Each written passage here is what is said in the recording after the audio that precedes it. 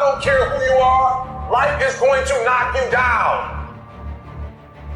Listen to me, many of you right now, life's got you up against the rope, and you gotta do me a favor. Like, you can't give up, you can't give in.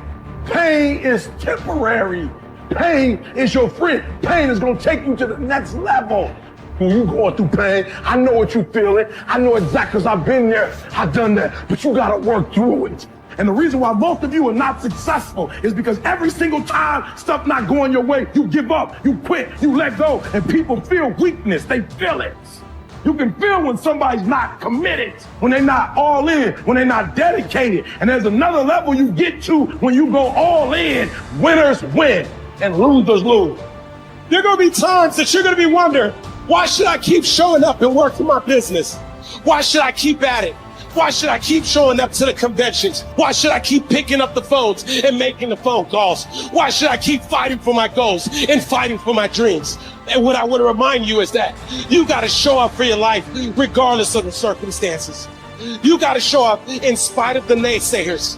You got to show up in spite of the conversation going on in your mind. You got to show up for your life, because if you don't, nobody else will. If you want unreasonable results in your life, you've got to be willing to be unreasonable. Part of being unreasonable, you don't judge according to appearances. Part of being unreasonable, you can see it because you believe it. You must have the faith to call forth those things that be not as though they were. You've got to decide, I deserve this, and I'm going to have it. You've got to say yes to your life. You've got to say yes. Yes to my dreams. Yes to me. Yes, I can make it. Yes, I can. Doesn't matter how many failures I've made. Doesn't matter how many mistakes I've endured. Doesn't matter about my defeats. Doesn't matter about what I've done. Yes, yes. I don't care about the fact I'm in a hole now. Doesn't matter about where I am. The last chapter to my life has not been written yet. If you judge me now, you'll judge me prematurely. I'm still in the process of transforming my life. I'm still in the process of becoming. Yes. The brilliance of Thomas Edison was not in his mind. It was something much more ordinary and often much less respected. I've got no imagination, he once said. I never dream. I've created nothing. If you're someone who doesn't like Edison, you might think that this is Edison admitting to stealing his inventions from other, more brilliant inventors, like Nikola Tesla.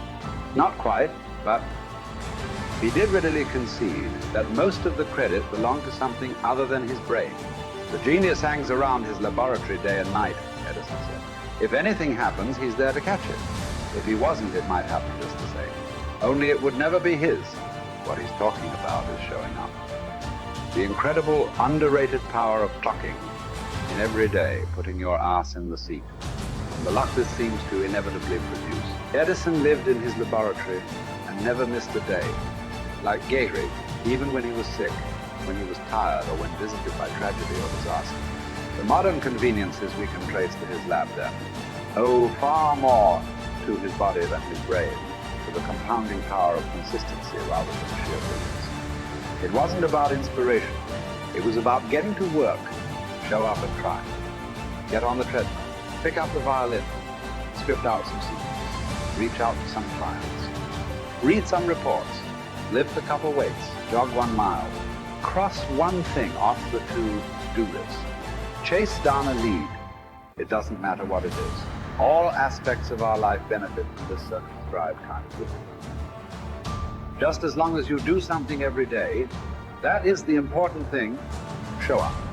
When you're tired, when you don't have to, even if you have an excuse, even if you're busy, even if you won't get recognized for it, even if it's been kicking your ass lately, once something is done, you can build on it. Once you get started, momentum can grow.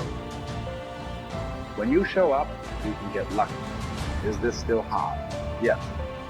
But the good news is that because it's hard, most people don't do it. They don't show up. They can't even do one tiny thing a day. So yes, you're alone out there on the track in the rain. You're the only one responding on Christmas. But having the lead is, by definition, a little lonely. This is also why it's quiet in the morning. You have the opportunities all to yourself. Don't worry about setting any records. Just report for duty. No excuses. And here's the irony. This is also a way to break records. Consistency is a superpower. Day to day, willpower is incredibly rare. Lowell Gettrig was a solid position player and a good hitter.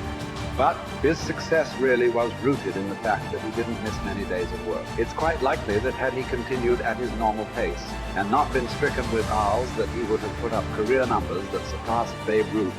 Gettrig wasn't just able to show up despite injuries and fatigue. He also had to push through ennui, doubt, and just plain not feeling it. He had slumps like we all do, but he also understood what they meant. As a minor leaguer, he had struggled at the plate and thought about quitting.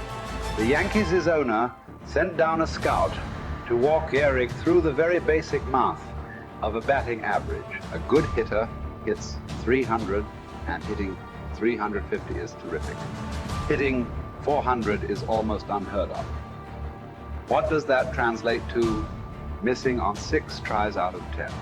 A hitter can also go days, weeks without touching the ball. That's what the scout told him. The most important thing a young ball player can learn is that he can't be good every day. You don't have to always be amazing. You do always have to show up. What matters is sticking around for the next at bat. The ability to do that, coupled with the ability to endure what John Steinbeck called doggy days while writing these things. Those days when everything seems out of whack, when you're just not feeling it, when the distractions won't stop, is the first step to greatness.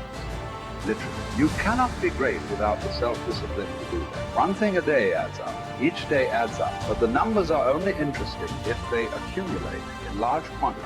You guys that are just getting started, you're not going to start right here. You're going to start down there, probably in another city, another town. I grew up in Lake Charles, Louisiana, no money, raised by a single mother. I was in debt at 25 years old. First thing that I had to do in my life was not learn a new skill. First thing I had to do to get my life moving in the right direction was self-development. It is vital. It was vital for me that I improved myself and I could start depending upon me. I had to show up every day with some rituals, some disciplines, and start getting myself to trust me, not trust others, but trust myself to do the right thing every day. One of the things that I started doing was beating the sun up every morning. I'm going to beat that sun up every morning so that I have the discipline and the control over my life. So I knew, hey, before that thing pops, I'm going to pop. I'm going to get out of bed, depend on myself, get up at the same time every day. And for me, that time, regardless of where I was beat that sun up. No matter where I am, I'm going to beat that thing up. So it gives me a sense of control over my own life. Second thing,